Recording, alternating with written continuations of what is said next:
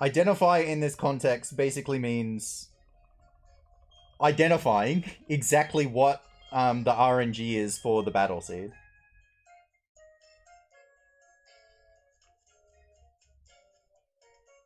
So when you enter a battle, you have... Obviously, you've got no idea what your battle seed is. But if you get really specific circumstances, if you know all of the conditions, you can be like, okay, that's a really rare outcome.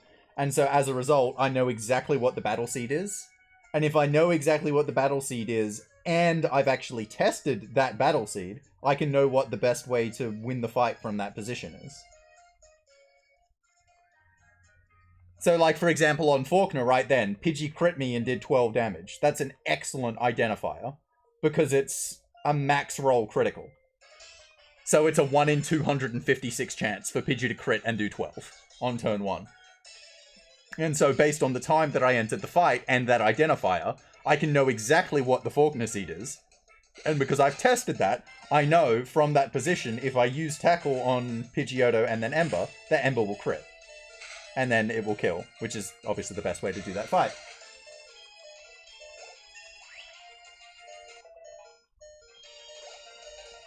And so, the reason that I said identifying isn't necessarily that big a problem... Oh my god, double quick attack.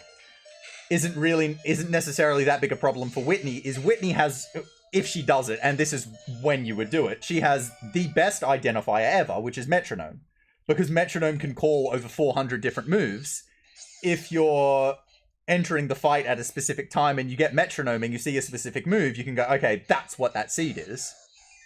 The problem with that is, Whitney comparative to Faulkner is I've mapped out Faulkner by looking at all of the reasonable seeds that I could hit for Faulkner.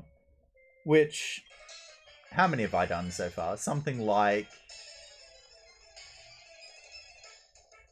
3,000 or so.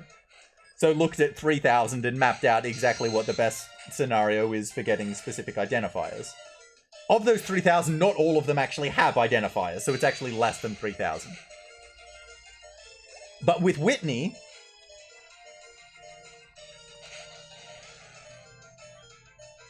all metronomes would be identifiers. And if you were to do it for Whitney... Don't do it, don't do it. Oh, good.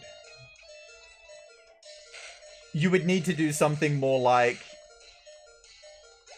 100,000.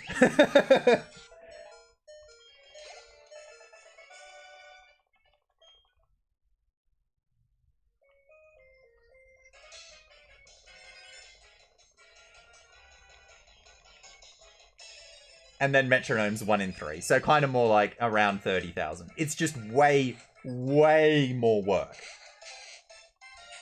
Because the work isn't just like identifying. It's like, oh yeah, I got Metronome Earthquake crit.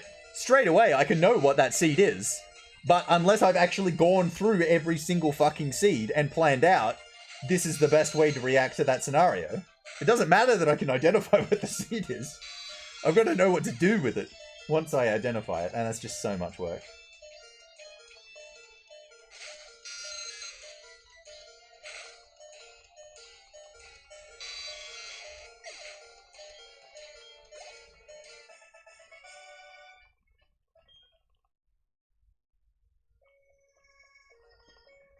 And then, yeah, even if you do all of that work, obviously it's a lot to... a lot of knowledge to hold as well.